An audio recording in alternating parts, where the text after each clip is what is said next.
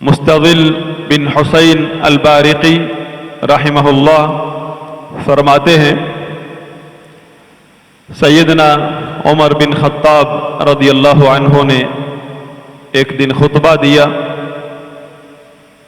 فرمایا مجھے معلوم ہے رب کعبہ کی قسم کب عرب ہلاک ہوں گے۔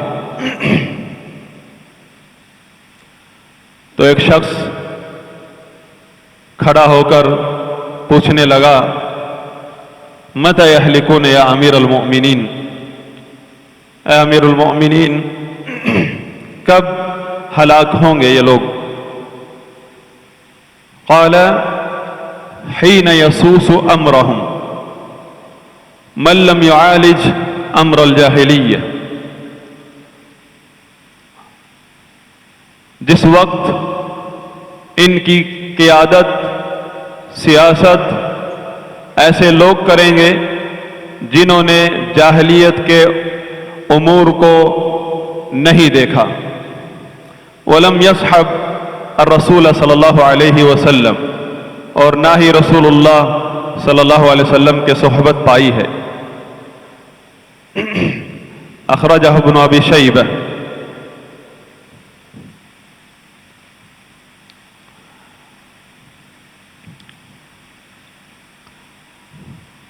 توحید اور رسول اللہ صلی اللہ علیہ وسلم کا منہج، اسی میں اس امت کی بقا ہے اور اس امت کی ترقی اور غلبے کا راز ہے۔ سیدنا عمر بن خطاب رضی اللہ عنہ خلیفہ راشد صاحب بصیرت ہیں،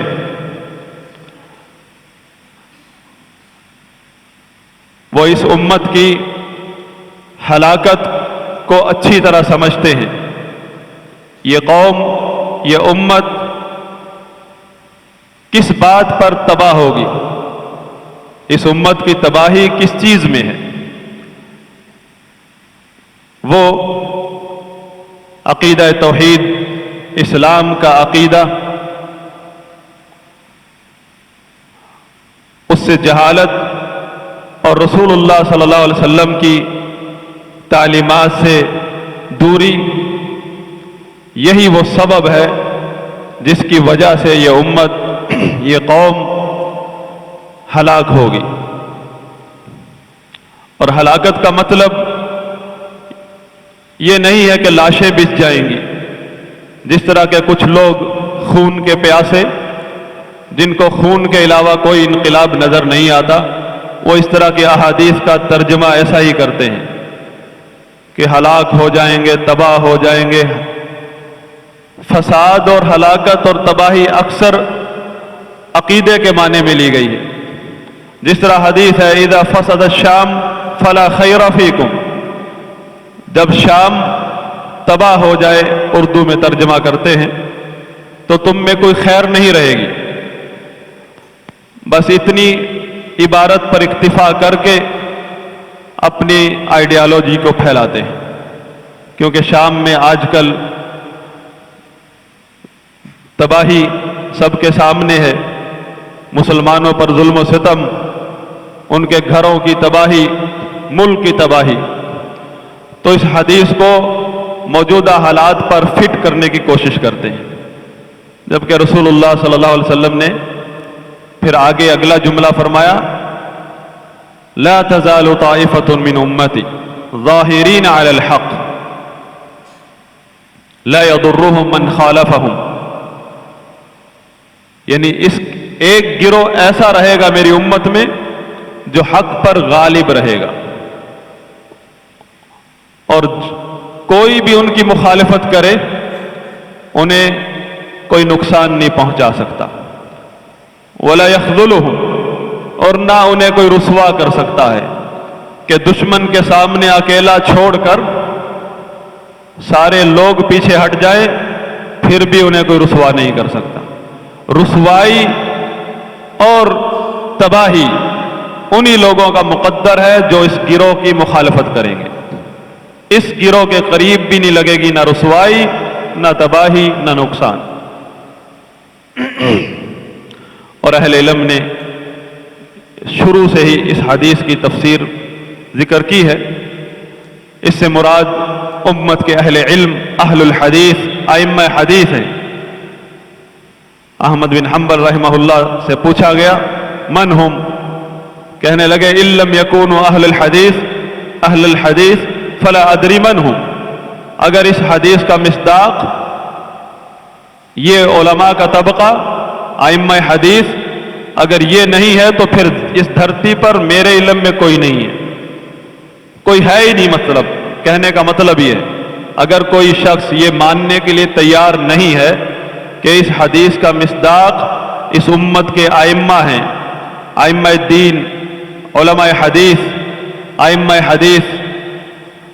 اہل سنت، اگر کوئی شخص یہ ماننے کے لیے تیار نہیں ہے تو پھر اس حدیث کا مصداق اس دنیا میں موجود ہی نہیں۔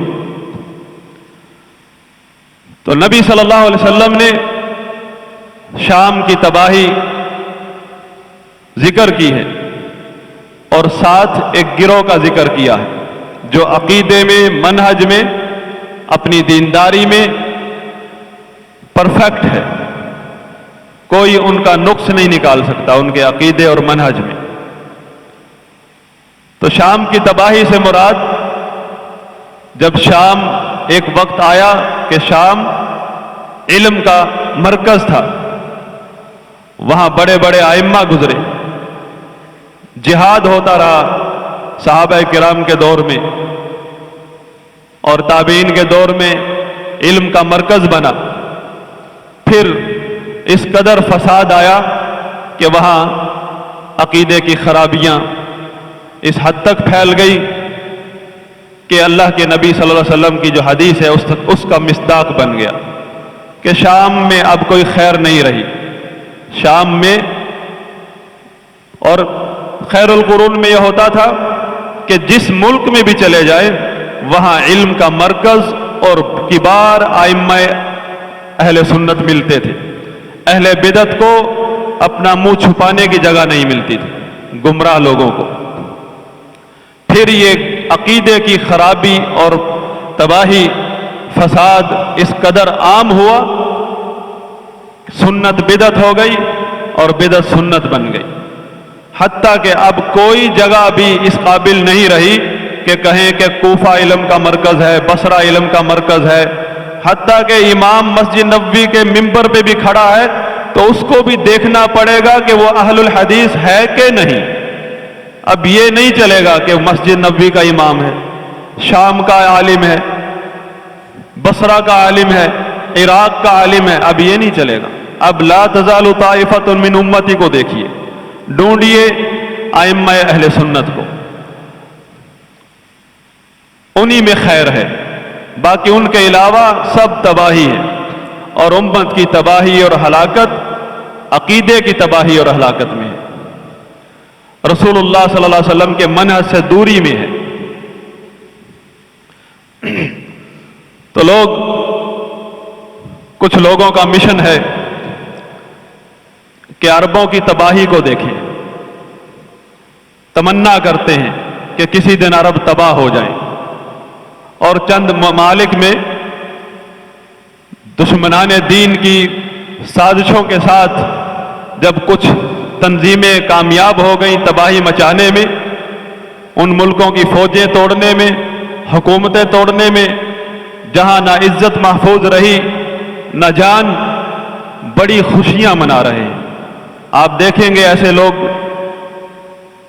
ٹی ویوں پر، تقریروں میں، لٹریچر میں خوشی منا رہے ہیں۔ عربوں میں بھی ایسے لوگ موجود ہیں اور پاکستان میں تو تنظیمیں ہیں جو اس چیز کی خوشی منا رہی ہیں اور تمنا کر رہی ہیں کہ یہ تباہی پھیلتی پھیلتی سارے عرب کو لپیٹ لے، اور جس حدیث میں بھی کہیں عرب کا نام آ جائے یا عرب کی ہلاکت کا نام آ جائے اس حدیث کو ہائی لائٹ کرتے ہیں، ان الفاظ کو سادہ لوگوں کو ان کے دماغ میں یہ چیز ڈالنے کی کوشش کرتے ہیں کہ اللہ کے نبی صلی اللہ علیہ وسلم نے ان کی تباہی کی خبر دی ہے، لہذا اب یہ تباہ ہو جائیں گے، ہمارے سامنے ان کی لاشیں پڑی ہوں گی اور یہ ختم ہو جائیں گے۔ یہ کس قسم کے داعی ہیں جو ایک امت، عرب امت، اللہ کے نبی صلی اللہ علیہ وسلم جب امت کو مخاطب کرتے تھے تو عرب کو مخاطب کرتے تھے، اور اس میں ہم عجم بھی بیچ میں آ جاتے ہیں۔ کبھی یہ نہیں کہا یا امت عجم، عرب کہا ہے۔ عرب سے مراد پوری امت ہے، مخاطب عرب کو کیا اور مراد ہم سب ہیں۔ تو دراصل ایسے لوگ کسی خفیہ تنظیموں کے لوگ ہوتے ہیں جو عربوں کے خلاف مشن پر ہیں اور لوگوں کی ذہن سازی کرتے ہیں، اور کووں کی طرح کائیں کائیں کرتے رہتے ہیں، شاید کوئی جانور گر جائے ان کی کائیں سے اور اس کی کھال اتار لے۔ کبھی بھی کووں کی کائیں سے کوئی جانور مرتا نہیں ہے، جو جس کا وقت ہے اس پر ہی مرے گا اور اپنی زندگی گزار کر جائے گا۔ عربوں کے بارے میں کوئی کہیں ایسا نہیں ہے جو یہ تنظیمیں پھیلا رہی ہیں، بلکہ عربوں کے بارے میں اس کے برعکس ہے کہ جتنی بھی جنگیں ہوں گی، جہاد ہوگا، دجال کے آنے سے پہلے، دجال کے آنے کے بعد، امام مہدی کی قیادت میں عرب پیش ہوں گے، عرب ہی قیادت کریں گے۔ اور یہ دجال عرب کو اس طرح بنا کر پیش کرتے ہیں کہ ابھی شاید اگلے سال یا اس مہینے میں ختم ہونے والے ہیں سب، اور پھر لشکر کہاں سے نکلیں گے؟ ہندوستان سے۔ ہندوستان سے ان لوگوں کے لشکر نکلیں گے جنہوں نے اسلام کا نقشہ بگاڑ دیا ہے، یا خراسان سے، پہاڑوں سے کوئی کالے جھنڈے والے لشکر نکلیں گے، نیتیں ان کی کالی ہیں، اور من گھڑت حدیثوں کو اس طرح پیش کرتے ہیں جیسے قرآن کی آیت، اور صحیح ترین احادیث جو بخاری کی، مسلم کی، مسند احمد کی، جو ان کے اپنے بارے میں ہے، اس کو چھپاتے ہیں۔ کہتے ہیں کہ لشکر نکلیں گے پہاڑوں سے۔ کون سے پہاڑوں سے؟ خراسان سے، یعنی افغانستان، ایران، یہاں سے، اور پھر چلتے چلتے ترکی تک پہنچ جاتے ہیں کہ ترکی سے خلافت آنے والی ہے۔ کون سی خلافت؟ اسلام اور عرب دشمنی کی خلافت یا توحید و سنت کی خلافت؟ دشمنی تو اس حد تک ہے کہ عربی کا کوئی بینر نظر آ جائے تو بھاگ کر شرطے اس کو کھینچ پھاڑ دیتے ہیں۔ دراصل ان لوگوں کی جو آئیڈیالوجی ہے وہ اینٹی عرب، اینٹی اسلام، اور یہ چیز دور جاہلیت سے چلی آ رہی ہے۔ ابھی اسلام بھی نہیں آیا تھا، ایک فارس تھا، ایک روم تھا، اس وقت بھی وہ عربوں کے بارے میں یہی باتیں کیا کرتے تھے۔ اسلام آنے کے بعد فارس کی نمائندگی ایک قوم نے لے لی جو اصل میں ہے متجوس، یعنی مجوس کے نقش قدم پر ہے، اور روم کی نمائندگی پورا یورپ لے کر پھرتا ہے۔ اسلام اور عرب کے بارے میں پروپیگنڈا، اور عجم لوگ جو یہاں ہندوستان یا افغانستان دور دراز رہتے ہیں وہ سمجھتے شاید قبلہ ادھر ہی ہے مسلمانوں، اور اس طرح پیش کرتے اپنے آپ کو شاید رسول اللہ صلی اللہ علیہ وسلم نے ساری احادیث اس مرکز کے لیے کہی ہیں جو ہندوستان میں ہے یا پاکستان میں ہے یا کہیں دور دراز، جبکہ رسول اللہ صلی اللہ علیہ وسلم نے ساری باتیں صحابہ کرام اور عرب کو مخاطب کر کے فرمائی ہیں۔ جتنی بھی فتوحات ہیں، جتنی بھی بشارتیں ہیں، امت کا مستقبل ہے، یہ کیسے ہو سکتا ہے؟ مرکز، اسلام کا مرکز تو تباہ ہو جائے اور ہندوستان اسلام کا مرکز بن جائے؟ یہ کون سی حدیث میں کہ اسلام کا جو مرکز، جہاں رسول اللہ صلی اللہ علیہ وسلم نے جہاں اسلام کی تعلیمات کو مکمل کیا، جہاں دجال جیسا بڑا فتنہ بھی داخل نہیں ہو سکتا، وہ تو تباہ ہو جائے گا۔ یہاں سے آپ ان لوگوں کی ذہنیت کا اندازہ لگا سکتے ہیں، اور آپ درس قرآن کے نام سے پاگل ہوئے جاتے ہیں۔ چلے جاتے ہیں کہ درس قرآن ہو رہا ہے، قرآن کھول کر اپنے پیٹ کی ہوا خارج کی جاتی ہے، پیٹ سے باتیں کی جاتی ہیں، کوئی تفسیر صحابہ کی نہیں، کوئی ائمہ کرام کی نہیں، کوئی اہل علم کا موقف نہیں، اپنی ایک آئیڈیالوجی کو قرآن کی آیت پڑھ کے گھنٹوں گھنٹوں بیان کیا جاتا ہے۔ اور ماہ رمضان اس کے لیے بہت زیادہ بہترین موسم ملتا ہے کہ لوگوں کو مسجد سے نکال کر شادی ہال میں بک کرا دیا جاتا ہے اور وہاں جا کر برین واشنگ کی جاتی ہے۔ مسجد میں ایک عالم دین 20 منٹ یا 15 منٹ بھی حدیث بیان کرتے تو بھاری پڑ جاتی ہے، 2 بجے تک برین واشنگ کے لیے بیوی بچوں کو لے کر جا کر وہاں بیٹھے ہوتے ہیں۔ اور یہی تباہی ہے، قیامت کی نشانیوں میں سے ایک نشانی ہے کہ جب علم کی امت کے کبار سے کو چھوڑ کر چھوٹے لوگوں سے لیا جائے گا، صغار یعنی علم میں یتیم، چاہے بوڑھے ہو چکے، سفید داڑیاں ہو چکی، علم میں یتیم ہے، تیمم کا طریقہ نہیں ہے آتا، عقیدے کا پتہ نہیں، لا الہ الا اللہ کے ترجمہ صحیح نہیں کرنا آتا، اور 10 سالوں سے تفسیر کر رہے ہیں۔ عام لوگوں کی بات نہیں ہے، یہ ان لوگوں کے بارے میں کہہ رہا ہوں جو مسندوں پر بیٹھ کر لوگوں کو تفسیریں پڑھا رہے ہیں۔ اور وہ علماء دین جنہوں نے زندگی کا ایک حصہ گھٹنے رگڑے ہیں علماء کے سامنے بیٹھ کر علم حاصل کیا ہے، ایک ایک آیت کے بارے میں قرآن کی تفسیر، حدیث کی تفسیر، صحابہ کی تفسیر، ائمہ کی تفسیر کا علم حاصل کیا ہے، کوئی چھوٹے موٹے کورس نہیں کیے، ان کی قدر ہی نہیں، ان کو چھوڑ کے بھاگے جا رہے ہیں، ان کی 2 منٹ کی بات بھی بھاری لگتی ہے۔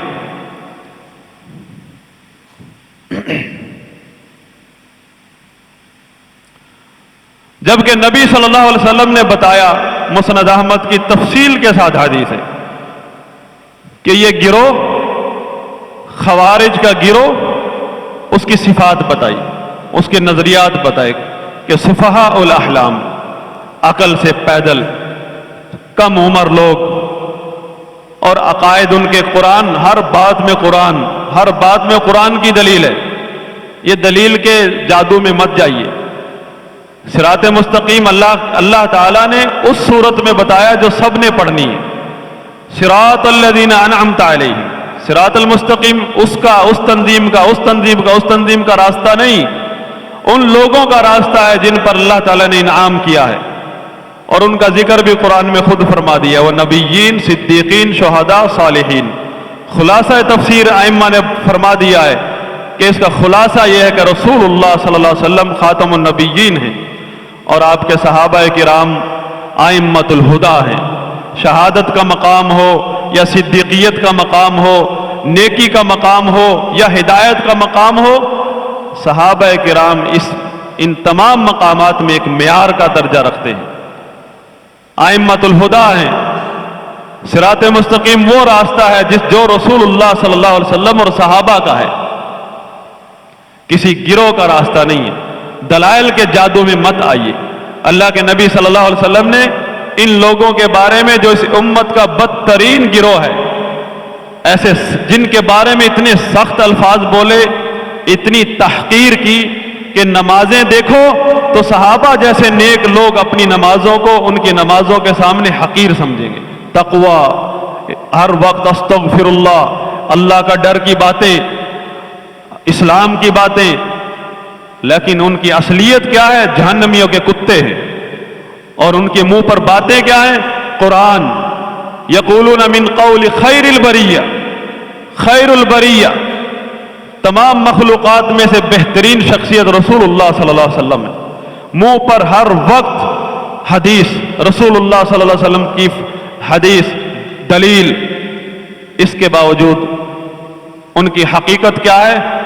سیدنا علی رضی اللہ عنہ نے بیان کر دی کہ ان کی منہ کی باتوں پر مت جائیے، ان کے بڑے بڑے لیکچروں پر مت جائیے، ان کے دعوے اور نعروں کو پر مت جائیے۔ قرآن پڑھتے ہیں، حدیث پڑھتے ہیں، کلمۃ حق ارید بہ الباطل، حق ہے حق کو ڈھال بناتے ہیں باطل پھیلانے کے لیے. اس قدر دجل ایک عام آدمی کیا کرے گا پھر؟ جب قرآن ہر وقت کو نہ کوئی ضعیف حدیث، قرآن حدیث سب سے اعلیٰ ترین سند کی بات، قرآن سے اوپر کوئی دلیل ہو سکتی ہے؟ لیکن جو آسانی اللہ تعالیٰ نے پیدا کی ہے حق کو سمجھنے کے لیے، اس کی طرف ہم کیوں نہیں جاتے؟ ہماری عوام کیوں نہیں جاتی؟ ہم اپنی عوام کو بتاتے کیوں نہیں؟ وہ رسول اللہ صلی اللہ علیہ وسلم اور صحابہ کا راستہ ہے جس پر تابعین ہیں، ائمہ کرام ہیں، ایک سلسلہ ہے امت کے علماء کا. ایسا نہیں ہے کہ حق جو ہے بائی پاس ہو کر آپ کے پاس پہنچ جائے گا یا کسی اور کے پاس، بیچ میں سے جو ہے علماء غائب ہو جائیں گے. ایک سلسلہ ہے حق کا، اہل سنت کا. تو رسول اللہ صلی اللہ علیہ وسلم نے بتایا یہ گروہ وقتاً فوقتاً ظاہر ہوتا رہے گا. خوارج کا گروہ، جہنم کے کتے اگر مارے جائیں کسی آپریشن میں، ان کو شہید کہنا جائز نہیں ہے، کیونکہ اللہ کے رسول صلی اللہ علیہ وسلم نے ان کے بارے میں بتایا ہے کہ سب سے بدترین لاش ہے آسمان کے نیچے. یہاں لوگ متذبذب ہوئے پھرتے ہیں، دیکھو جی کتنی بڑی داڑیاں ہیں، نعرہ تھا شہادت یا شریعت، ہم کیسے کہیں یہ شہید نہیں ہے؟ جس نے عقیدہ سمجھ لیا ہے اس کو کوئی تذبذب نہیں ہے. نبی صلی اللہ علیہ وسلم نے فرمایا جب بھی یہ ظاہر ہوں گے، قطع کلما خرج منہم قر قطع، جب بھی ان کا کوئی گروہ ظاہر ہوگا اس کی جڑ کاٹ کے رکھ دی جائے گی. اور کاٹنے والے کو مجہول رکھا ہے نبی صلی اللہ علیہ وسلم نے، کوئی بھی کاٹ سکتا ہے، جڑ کاٹنے والا کہیں نہ کہیں سے آ جائے گا. حتیٰ کہ آخری وقت میں بتایا ہے، جگہ کا نام بتایا ہے. پہلے بتایا مشرق، جس طرف ان کو خراسانی لشکر نظر آتے ہیں. اللہ کے نبی صلی اللہ علیہ وسلم نے ان کی جہت بتائی ہے کہ مشرق، مدینہ میں بیٹھ کر مشرق دیکھیے کدھر ہے، عراق، ایران، افغانستان، یہ سارا مشرق ہے جس کو یہ خراسان کہتے ہیں، جس کو یہ امام مہدی کے لشکروں کے نکلنے کی جگہ سمجھتے ہیں. ویسے تو یہودی بھی انتظار کر رہے ہیں اپنے مہدی کا، اور وہ دجال ہے حقیقت میں. اور ہمارے نزدیک امام مہدی کی بھی بشارت ہے کہ وہ ایک حاکم ہوگا، خلیفہ راشد ہوگا، اور عیسیٰ علیہ السلام نازل ہوں گے، اس جنگ کے اندر شرکت کریں گے. تو فرمایا آخری لشکر اس گروہ کا وہ مشرق میں ہوگا، عراق میں ہوگا، اور بڑی پاور میں ہوگا. یخرج فیہم الدجال، اسی گروہ میں دجال ظاہر ہوگا. اب مجھے بتائیے دجال کی کیا شکل ہوگی؟ اگر اس گروہ میں وہ نکلے گا جس گروہ کے جھنڈے پر لا الہ الا اللہ محمد رسول اللہ لکھا ہوا ہے، خلافت، جہاد، اسلام، تو دجال کا نعرہ کیا ہوگا اس وقت؟ دجال تو ان کا امیر المومنین بنے گا. دجال کے ہوتے ہوئے کوئی امیر بن سکتا ہے پھر ان کا؟ جب نبی صلی اللہ علیہ وسلم بتا رہے ہیں کہ اسی گروہ میں دجال نے نکلنا ہے. اور ہمارا ذہن کیا بنایا جاتا ہے کہ امام مہدی کسی نہ کسی تنظیم میں سے نکلے گا. اسی طرح جس طرح بزرگ بیٹھے ہیں تنظیموں کے امیر، ان میں سے کوئی نہ کوئی امام مہدی اسی طرح کا کوئی ہوگا اور آ کر وہ انقلاب لے آئے گا. المرء یقیس علی نفسہ، یعنی جس طرح کی گندی سوچ انقلابات کے نام پر، اس طرح ہی کی عینک سے دیکھتے ہیں امام مہدی کو. نبی صلی اللہ علیہ وسلم نے بتایا وہ ایک بادشاہ ہوگا. بادشاہ سے تو نفرت ہے آپ تو دشمن بنو گے امام مہدی کے. وہ بادشاہ ہوگا، اور کہاں کا ہوگا؟ جہاں کی تباہی کا آپ اعلان روزانہ انتظار کرتے ہو کہ تباہ ہو جائیں گے، عرب تباہ ہو جانے والے ہیں، تباہ ہو گئے، مر گئے بہت سارے لوگ کرتے کرتے، اربوں کی تباہی مر گئے. اور پیچھے چھوڑ گئے اپنی نسل. عربوں کی تباہی نہیں ان کو نظر, یہ خود تباہ ہو جائیں گے. امام مہدی عربی ہوگا, اور کہاں سے؟ عربوں کی فوج کا ایک سالار ہوگا, بادشاہ ہوگا. اور اس کے بارے میں نبی صلی اللہ علیہ وسلم نے فرمایا یصلحہ اللہ فی لیلۃ واحدہ. وہ کوئی انقلابی نہیں ہوگا, ایک بادشاہ ہوگا بادشاہوں میں سے. ہاں اس کی ایک خوبی ہے کہ وہ اہل بیت میں سے ہوگا, لیکن اللہ تعالیٰ اس کو ایک رات کے اندر اندر اس کی اصلاح فرمائے گا. یصلحہ اللہ فی لیلۃ واحدہ. حتیٰ کہ وہ سیدنا ابو بکر, عمر, عثمان, علی کے نقش قدم کو اپنا منہج بنا لے گا. اسی لیے اس کو مہدی کہا گیا ہے کہ خلفائے راشدین کے طریقے پر وہ پھر حکومت چلائے گا. کوئی بھی خلیفہ راشد کا کانسیپٹ اہل سنت کے نزدیک محدود نہیں ہے. 4 خلفاء راشدین سب سے اوپر ہیں, اور ان کے بعد قیامت تک کے آنے والے حکمرانوں میں سے کوئی بھی خلیفہ راشد بن سکتا ہے. راستہ کھلا ہے ان کے لیے, لیکن شرط یہ ہے کہ خلفاء راشدین اور رسول اللہ صلی اللہ علیہ وسلم کا طریقہ سیاست, اس کو اگر یہ اپنا منہج بنا لیں, جس طرح عمر بن عبدالعزیز, سیدنا امیر معاویہ خلفاء راشدین ہیں, اس طرح کے آتے رہے ہیں اور آتے رہیں گے, تو اس خلیفہ کی بھی, اس حاکم کی بھی اللہ تعالیٰ ایک ہی رات میں اصلاح فرمائے گا. اور وہ کہاں جائیں گے؟ وہ دجالی لشکر جو خراسان سے نکلیں گے, وہ تو اللہ کے نبی نے پہلے ہی بتا دیا ہے کہ وہ نکلیں گے کہاں. یہ کہتے ہیں کہ وہ امام مہدی کی مدد کے لیے نکلیں گے. وہ نکلیں گے دجال کی قیادت کے لیے. وہ تو عراق میں پہنچیں گے, راستہ ہی ان کا یہی ہے, اور دجال ان کا مہدی بنے گا آ کر. اور راستے میں اصفہان ہے, اصفہان ایران کے اندر, یہاں کے 70,000 یہودی بھی ان کا ساتھ دیں گے. اور جن لوگوں کو الرجی ہے بادشاہ سے, حکومت سے, سرکاری فوجوں سے, وہ بھی اسی لشکر میں ہوں گے. کیونکہ اہل سنت کا عقیدہ ہے کہ ہمارے جو عسکری ادارے ہیں یہ ہمارے نوجوان مجاہدین نوجوان ہیں, انہی کے ذریعے جہاد کیا جاتا ہے. یہ قوم کا حصہ ہے, ہمارے ہی گھروں سے نکلے ہیں. اور یہ جو حکمران ہیں چاہے کتنے ہی بگڑ جائیں, ان گروہوں سے زیادہ خطرناک فتنہ نہیں ہے ان کا. جو دین کے نام پر یا سیاست کے نام پر ظاہر ہوتے ہیں, ان سے بڑا فتنہ کوئی نہیں ہے امت کے اندر. بلکہ اس فتنے سے بچنے کے لیے, ان تنظیموں کے اور ان گروہوں کے اور مختلف مفکروں کے فتنے سے بچنے کے لیے اللہ کے رسول صلی اللہ علیہ وسلم نے جو حل بتایا ہے, فرمایا تلزم جماعت المسلمین و امامہم. اگر بچنا چاہتے ہو ان دجالوں سے, جو کوئی شیخ کی شکل میں آتا ہے, کوئی محدث کی شکل میں آتا ہے, کوئی مجدد کی شکل میں آتا ہے, مسلمانوں کی جماعت کو لازم پکڑ لو. جماعت المسلمین کا کنسیپٹ بھی ہم نے اپنا مٹھائی کا بنایا ہے.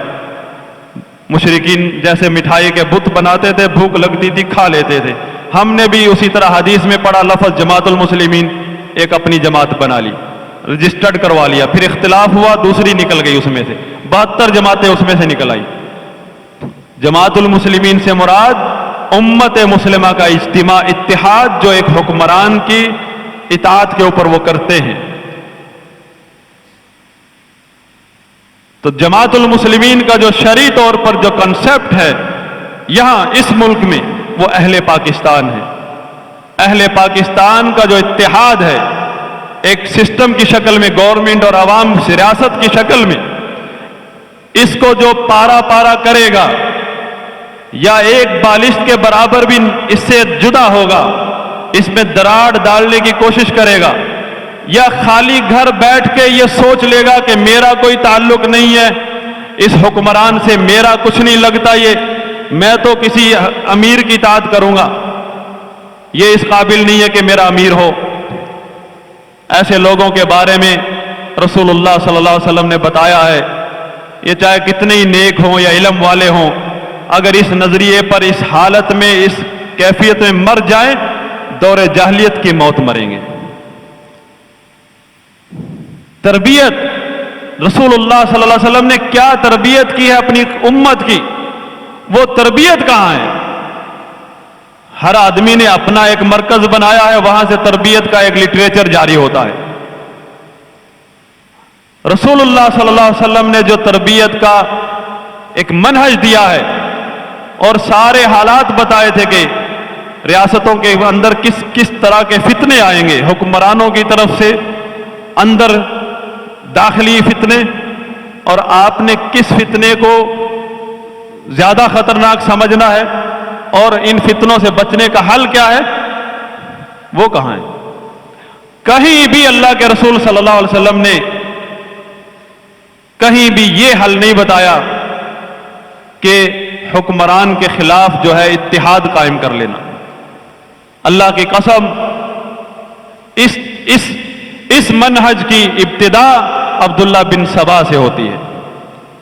یہ جو منہج جو حکمران کے خلاف، چاہے مہنگائی کے غم میں یا بیت المال کے غم میں، اور دوسری بات یہ، ہمیشہ خوارج نے جب بھی خروج کیا ہے، چاہے وہ احتجاج کی شکل میں، دھرنے کی شکل میں یا تلواریں اٹھا کر، ہمیشہ انہوں نے بیت المال اور لوگوں پر ظلم و ستم کو ایشو بنایا ہے۔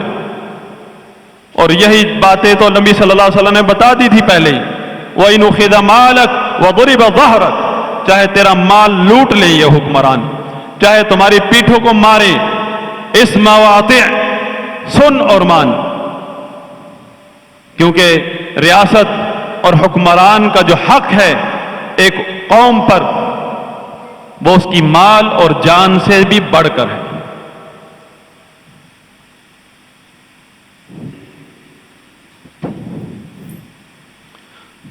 ان الحمد للہ نحمده ونستعینه ونستغفره ونعوذ باللہ من شرور انفسنا ومن سیئات اعمالنا من يهده الله فلا مضل له ومن يضلل فلا هادي له اشهد ان لا اله الا الله وحده لا شريك له واشهد ان محمدا عبده ورسوله اللهم صل وسلم وبارك على نبيك محمد وعلى آلہ وصحبہ ومن تبعہم بإحسان إلی یوم الدین۔ میرے قابل احترام بزرگوں، دوستوں، بھائیوں، مختصر بات یہ ہے کہ اس وقت سب سے اہم مسئلہ اس امت کا وہ دین سے دوری ہے، اپنے حالات میں شریعت کے بتائے ہوئے منہج کی طرف نہیں لوٹ رہی، جو کہ اللہ کے رسول صلی اللہ علیہ وسلم نے ایک جملے میں بتا دیا تھا کہ جب تم پر ذلت اللہ تعالیٰ مسلط کر دے گا، لا ينزعه حتى ترجعوا الى دینکم، تم سے وہ ذلت مسلط اللہ دور، وہ جو مسلط زدہ ذلت ہے وہ اللہ تعالیٰ دور نہیں کرے گا جب تک تم دین کی طرف نہیں لوٹو گے۔ دین کا مطلب تقلید نہیں ہے، گمراہ کن نظریات نہیں ہے، بدعات نہیں ہے۔ دین وہ نظریہ، وہ عقیدہ جس پر رسول اللہ صلی اللہ علیہ وسلم اور صحابہ ہیں، وہ اسلام جو رسول اللہ صلی اللہ علیہ وسلم نے صحابہ کو سکھایا ہے، اس دین کی طرف جب ہم لوٹیں گے تو اللہ تعالیٰ اس ذلت کو ہٹا دے گا۔ اس سے ایک اور بات کا بھی پتہ چلا کہ ذلت، ان حالات کو بدلنا ہم میں کسی کے بس کی بات نہیں ہے۔ یہ حالات اللہ تعالیٰ نے مسلط کیے ہیں، اور ان حالات کو اگر آپ چھیڑو گے، یہ جو لوگ آج آتے ہیں آپ کو بلا رہے ہیں، کوئی اسلام آباد کو بلاتا ہے، کوئی ایک بڑے انقلاب کی تیاری کے لیے بلاتا ہے اپنے خیموں میں، ابھی تو نہیں بلا رہا، وہ کہتا بعد میں تیاری کریں گے، پہلے تیار ہو جائیں، بعد میں اکٹھے ہو کر حملہ کریں گے۔ اس طرح کی بھی تحریکیں ہیں خلافت کے نام پر، کوئی بھی ہے ان میں، یہ سب لوگ آپ کو آپ کی تباہی کی طرف بلا رہے ہیں۔ یہ وہ حل نہیں ہے، بلکہ یہی تو وہ اعمال ہیں جن کی وجہ سے امت پھر اور تباہی کی طرف جاتی ہے۔ لہذا اگر ہم مخلص ہو جاتے ہیں اسلام کے بتائے ہوئے حل کے ساتھ، اور ہم توبہ کر لیتے ہیں اپنے نظریات سے اور ان باطل مناہج سے، ان سے سب سے الگ تھلگ ہو جاتے ہیں، تو اللہ تعالی ہماری توبہ قبول کرے گا۔ اور وعدہ ہے اس کے رسول صلی اللہ علیہ وسلم کے زبان سے کہ اللہ تعالیٰ اس ذلت کو دور کر دے گا۔ مہنگائی ہے، اس کا بھی سبب ہے، اللہ کے رسول صلی اللہ علیہ وسلم نے اس کا سبب بھی ہمارے اعمال بتائے ہیں۔ حکمرانوں کی خرابی ہے، ظلم و ستم ہے، اس کا بھی سبب حکمران نہیں، اس کا بھی سبب سب مسلمانوں کے برے اعمال بتائے ہیں۔ کچھ ایسے اعمال بتائے ہیں جن کی وجہ سے حکمرانوں کا ظلم مسلط ہوتا ہے، حتیٰ کہ جو قحط سالی آتی ہے، بارشیں رک جاتی ہیں، بیماریاں عام ہو جاتی ہیں، ڈاکٹر حیران ہوتے ہیں کہ پریشان ہے کہ بیماری کا اس کی تشخیص نہیں ہو رہی۔ جب ایسے حالات ہو جائیں تو یہ بھی رسول اللہ صلی اللہ علیہ وسلم نے بتائے ہیں، اس کا بھی سبب ہمارے اعمال ہیں۔ اور جب ہم اعمال کی بات کرتے ہیں اس قسم کی کہ ہمارے برے اعمال ہیں، توبہ کرنی چاہیے، تو ہمارا ایک بہت بڑا طبقہ فوراً کہتا ہے کیسی بات، اس طرح ہاتھ پہ ہاتھ رکھنے سے تبدیلیاں آئیں گی۔ تو یہ ہمارے ایمان کی کمزوری ہے کہ ہم نبی صلی اللہ علیہ وسلم کی بات پر یقین نہیں کرتے۔ ہمارے نزدیک نبی صلی اللہ علیہ وسلم کی بات کا کوئی وزن نہیں ہے۔ آپ صلی اللہ علیہ وسلم خالق کے کائنات کے بھیجے ہوئے رسول ہیں، جو بات کر رہے ہیں وہ خالق کے کائنات کی منظوری سے آئی ہے، اور اسی میں اس امت کی خیر ہے، بلکہ پوری انسانیت کی خیر ہے۔ اگر اس کو مان لیں گے تو بہت ساری تباہی سے بچ جائیں گے۔ اللہ سے دعا ہے کہ اللہ تعالی ہمیں رجوع کرنے کی توفیق عطا فرمائے۔ اللہم اعز الاسلام والمسلمین واذل الشرک والمشرکین ودمر اعداءک اعداء الدین۔ اللہم آتنا فی الدنیا حسنہ وفی الآخرۃ حسنہ وقنا عذاب النار، والحمد للہ رب العالمین۔ الحمد لله رب العالمين الرحمن الرحيم مالك يوم الدين إياك نعبد وإياك نستعين اهدنا الصراط المستقيم صراط الذين أنعمت عليهم غير المغضوب عليهم ولا الضالين آمين۔